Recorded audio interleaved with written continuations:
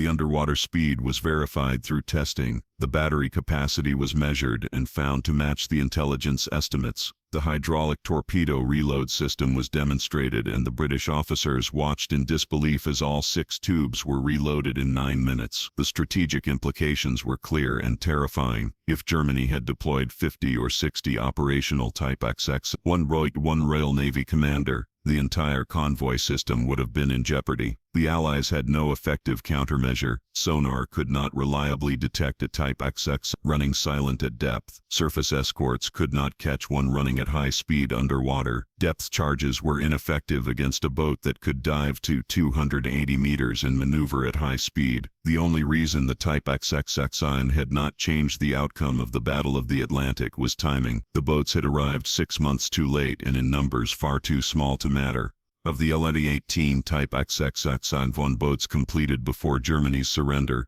Only 4 had left port on patrol, and only U-2F-11 had actually conducted operations. The remainder of the Type XXX-1 fleet met various fates. Many were scuttled by their crews in the final days of the war under Operation Regenbogen, Donitz's order to prevent the boats from falling into Allied hands. Others were captured in various states of completion in shipyards and assembly facilities. The Allies divided the captured boats among themselves as war prizes. The Americans took several Type XXX-1 boats back to the United States for detailed examination. The British took others to Portsmouth and Barrow for analysis. The Soviets, who had been largely excluded from high-level naval technology during the war, were particularly eager to acquire Type XXX-1 boats and technology, and they received several boats as part of the post-war settlement. The examination of the captured Type XXX-1 boats by Allied naval engineers produced reports that fundamentally changed post-war submarine development. American naval architects studied the hull design and incorporated streamlined hulls into the post-war Tang-class submarine. The British examined the battery systems and developed improved battery technology for their submarines. The Soviets, who had lagged behind in submarine technology throughout the war, essentially copied the Type XXX-1 design wholesale and produced the Whiskey-class submarine, which was a direct descendant of the German design and became the backbone of the Soviet submarine fleet through the 1950s and 1960s. But the most significant impact of the Type XXX-1 was conceptual rather than technical. Before the Type XXX-1, submarines were thought of as surface ships that could dive temporarily. After the Type XXX-1, submarines were understood to be underwater vessels that occasionally surfaced. This shift in conception drove the development of nuclear-powered submarines in the 1950s. The nuclear reactor provided unlimited underwater endurance, eliminating the need for the submarine to surface to recharge batteries. But the operational concept of the nuclear submarine came directly from the Type XX. The USS Nautilus, the world's first nuclear-powered submarine commissioned in 1954, was designed around the principle that a submarine should operate underwater all the time, and that principle came from studying the Type XX-1. The men who designed and built the Type XX-1 never saw its full impact. Most of the engineering team survived the war and found work in various capacities in post-war Germany, but their contribution was largely forgotten in the immediate post-war period when anything associated with Nazi Germany was tainted. The crews who sailed in the boats were scattered. Some died in the final weeks of the war, when their boats were sunk by Allied forces who did not know the war was ending. Others survived and went home to a Germany that had been destroyed and occupied. A few, like Adalbert Schnee, wrote memoirs or gave interviews in later years, but their stories were overshadowed by the larger narrative of Germany's defeat. The workers who built the Type XXX-1 boats, particularly the forced laborers and concentration camp prisoners who had been compelled to work in the factories, had different memories. For them, the boats represented not technological achievement but brutality and suffering. Many died from overwork, malnutrition, or outright murder in the factories and shipyards. The few survivors who spoke about their experiences described sabotaging the boats whenever possible, taking small satisfaction in knowing that the submarines they were forced to build might fail at critical moments because of their subtle resistance. Historians who have studied the Type XXX-1 program in the decades since the war have debated a counterfactual that haunts naval history. What if the Type XXX-1 had been deployed a year earlier? If Germany had prioritized submarine development in 1942 instead of 1943? If the design had been finalized by early 1943 instead of late 1943, if production had ramped up 6 months faster, would it have changed the outcome of the war? The consensus is, probably not. Even if Germany had fielded 50 or 60 operational Type XXX-1 boats by mid-1944, the fundamental strategic situation would not have changed. Germany was losing the war on land, and cutting Britain's supply lines, while painful, would not have prevented the Soviet advance from the east or the Allied advance from the west. The war was being decided by armies, not by submarine. But the counterfactual raises unsettling questions about technological surprise and military preparedness. The Allies in 1944 had overwhelming superiority in numbers, production, and most technology, but they did not have superiority in submarine design, and they did not realize they did not have it until they captured the Type XXX-1 boats and examined them. If the Germans had deployed the Type XX-01 in force a year earlier, the Allies would have faced a period of months or even a year when they had no effective countermeasure to a weapon that threatened their most critical strategic asset, the convoy system. Wars have been lost by the Type XX-01 also represented a broader pattern in German weapons development during the war. The Germans produced a remarkable number of advanced weapons in the final years of the war: the May 26 II jet fighter, the V-2 ballistic missile, the Type XX-01 submarine, advanced tank designs, infrared night vision equipment, and others. In almost every case, the weapons were technically impressive but arrived too late and in too few numbers to affect the outcome. Germany's problem was not lack of innovation. It was lack of time, resources, and industrial capacity to turn innovation into deployed systems at the scale needed. The Type XX-01 was perhaps the most extreme example of this pattern, a weapon that was genuinely revolutionary but came too late to matter. There is a certain tragedy in this timing. The engineers who designed the Type XX-01 understood they were creating something remarkable. Documents from the design team show an awareness that they were solving problems that had defeated submarine designers for decades. The hydrodynamic efficiency, the battery capacity, the silent running capability, these were not incremental improvements but breakthroughs. The boat worked exactly as designed, which was itself unusual for an emergency weapons program developed under desperate conditions. But all that technical success meant nothing, because the strategic situation had moved beyond the point where even a perfect submarine could change the outcome. Adalbert Schnee, who commanded the only operational Type XX-01 war patrol, reflected on this in interviews he gave in the 1970s and 1980s. He was asked repeatedly what it felt like to command a weapon that could have changed the war if it had arrived sooner. His answer was consistent. It felt like holding the future in his hands while the past was collapsing around him. U-2511 performed flawlessly during its patrol. It did everything it was designed to do. It proved that a submarine could operate as a true underwater vessel, fast and silent and deadly. But none of that mattered, because the war was already lost. Schnee said he felt no regret about not firing on the British cruiser task force. The war was ending, and killing more sailors would not have changed anything except to add more names to the casualty lists. Better to bring his crew home alive and let the boat survive to show what it could do. The post-war analysis of the Type XX-01 by Allied intelligence agencies produced a recognition that submarine warfare had entered a new era. The traditional methods of anti-submarine warfare, sonar, depth charges, escort tactics, were based on the assumption that submarines were slow underwater and needed to surface regularly. The Type XX-01 invalidated those assumptions. New technologies were needed: better sonar with longer range and better target resolution, faster escorts that could keep pace with submarines running at high speed underwater, weapons that could reach greater depths and home on submerged targets. Such technologies were developed during the early Cold War, driven largely by the recognition that Soviet submarines using Type XX-01-derived designs posed a serious threat to Western naval power. The nuclear submarine programs of the United States, Britain, and the Soviet Union were all influenced by the Type XX. American Admiral Hyman Rickover, who led the development of the USS Nautilus, explicitly cited the Type XX as demonstrating that high underwater speed and extended submerged operations were practical. Soviet submarine designers used captured Type XX Type XX-01 boats as templates for their early post-war submarines and incorporated many of the design features directly. British submarine development in the 1950s focused on achieving underwater performance comparable to the Type XX,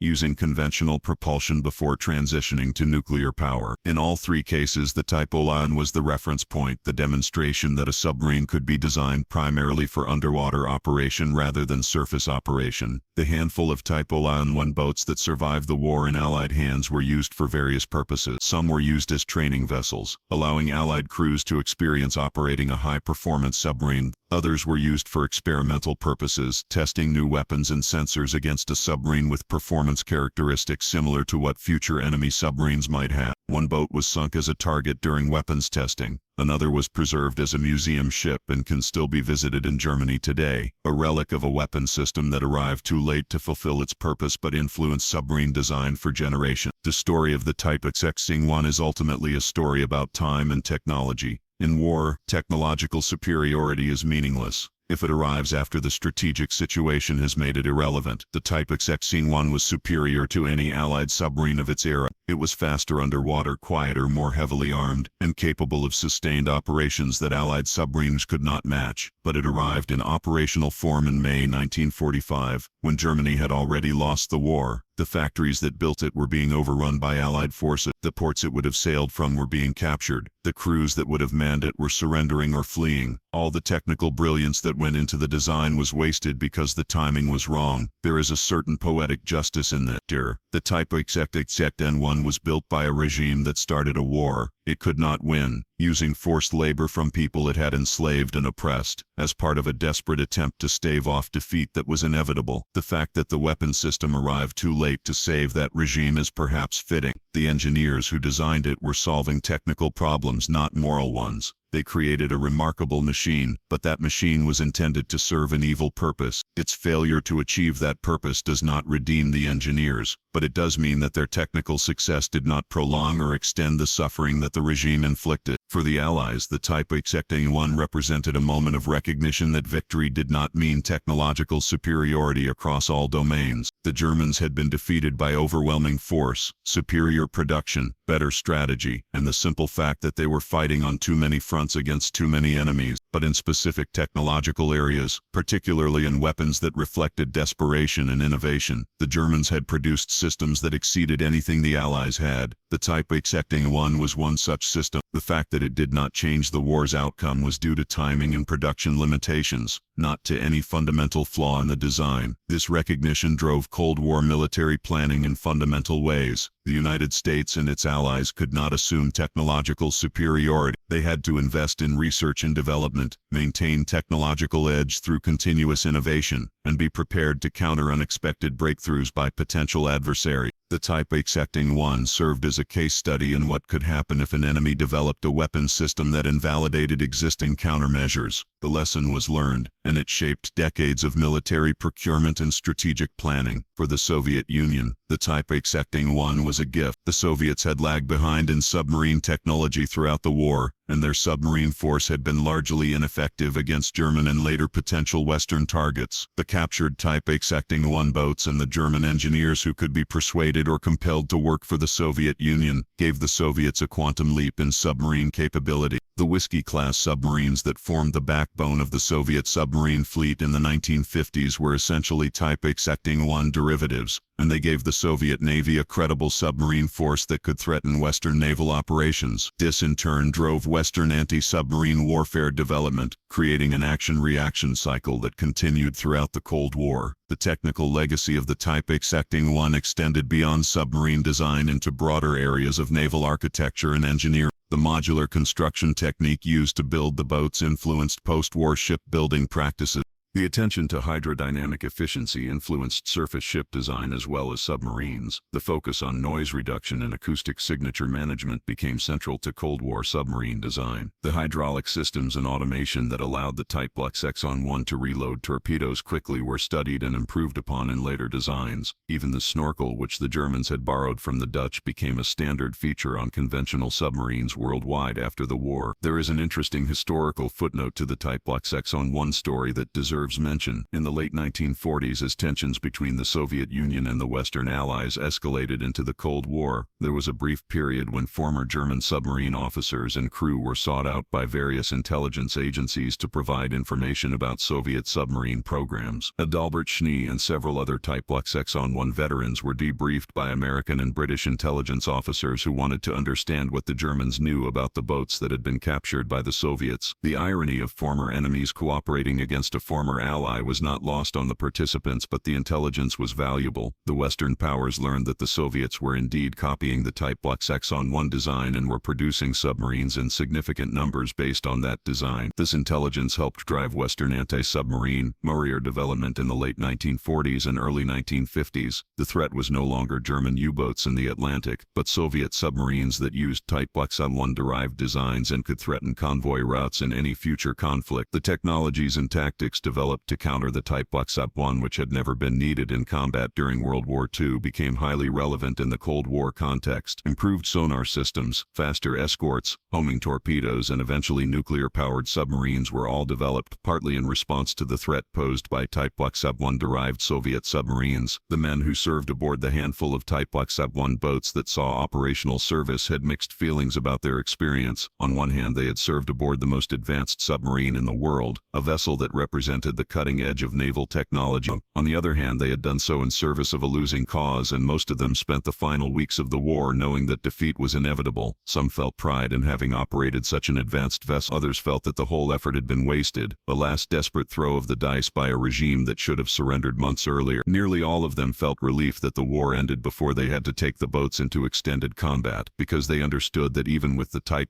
Sub-1's advantages, the odds against them were overwhelming. The forced laborers and concentration camp prisoners who built the Type Sub-1 boats had no such ambivalence. For them, the boats represented forced labor under brutal conditions, another chapter in the suffering inflicted by the Nazi regime. The fact that the boats arrived too late to effect the war was a source of satisfaction for those who survived, because it meant their suffering had not contributed to prolonging the war. The sabotage efforts, small as they were, had been acts of resistance that carried enormous personal risk. Workers caught sabotaging equipment were executed, but the acts continued anyway, because even small acts of resistance mattered to people who had been stripped of almost everything else. In the broader context of World War II, the Type Sub-1 is a footnote, a might have been, a weapon that arrived too late and in too few numbers to matter, but in the history of submarine warfare and naval technology it is a landmark. It represented the transition from the submersible torpedo boats of World Wars I and II to the true submarines of the Cold War and beyond. Every modern submarine, whether conventionally powered or nuclear, owes something to the design principles established by the Type Sub-1. The emphasis on underwater performance over surface performance, the focus on silence and stealth, the integration of advanced sensors and weapons systems, the concept of extended submerged operations, all of these can be traced back to the Type Sub-1. The final assessment of the Type Sub-1 must balance its technical achievement against its strategic irrelevance and its moral context. As a technical achievement, it was remarkable, a genuine innovation that solved problems that had defeated designers for decades. As a strategic weapon, it was irrelevant, arriving too late to affect the outcome it was designed to influence. As a moral entity, it was tainted by its origin, built by forced labor for an evil regime as part of a war of aggression and genocide. All three perspectives are true, and none invalidates the others. For historians of technology, the Type Sub-1 serves as a reminder that innovation happens in all contexts, even desperate and evil ones, and that technical achievement is morally neutral until applied to a purpose. The engineers who designed the Type Sub-1s created something technically impressive, but they created it to serve a regime that was responsible for some of the greatest crimes in human history. That context cannot be forgotten or set aside. For military historians, the Type Sub-1 serves as a case study in the relationship between technology, strategy, and timing. Superior weapons do not guarantee victory, and weapons that arrive after the strategic situation has moved beyond them are simply museum pieces. For naval historians, the Type Sub-1 is the bridge between the submarines of the two world wars and the submarines of the Cold War, the design that established principles that would guide submarine development for generations. And for the men who built, designed, and sailed in the Type Sub-1's boats, it remains a memory of a time when the future and the past collided in the North Atlantic, when the most advanced submarine in the world prowled waters that no longer mattered, and when technical brilliance meant nothing because time had run out. Albert Schnee, in his final interview before his death in 1982, was asked what he remembered most about commanding U-2511. He said he remembered the silence, the absolute silence as the boat ran deep and fast, a silence that meant the British destroyers overhead could not hear them, could not find them, could not stop them. And he remembered thinking that this silence, this invisibility, was what the U-boat force had needed 3 years earlier. Instead, they had it in May 1945 when the war was over and the silence was just an echo of what might have been. In the end, it was not the ocean that swallowed Germany's last hope. It was time. The Type XXXXXX electroboot was a weapon out of time, a glimpse of the future appearing too late to change the past. It lost the war, but it won the future,